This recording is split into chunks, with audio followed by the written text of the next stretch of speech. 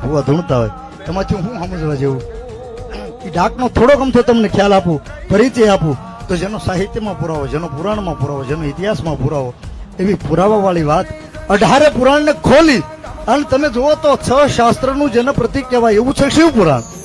અને શિવ પુરાણ ની અંદર લખ્યું છે કોઈ પણ દેવતાઓ પાસે કોઈ પણ જાતનું વાજિંત્ર નહોતું, તેથી ભોળાનાથની પાસે મસ્ત વાજિંત્ર હતું જેને ડમર કહેવાય.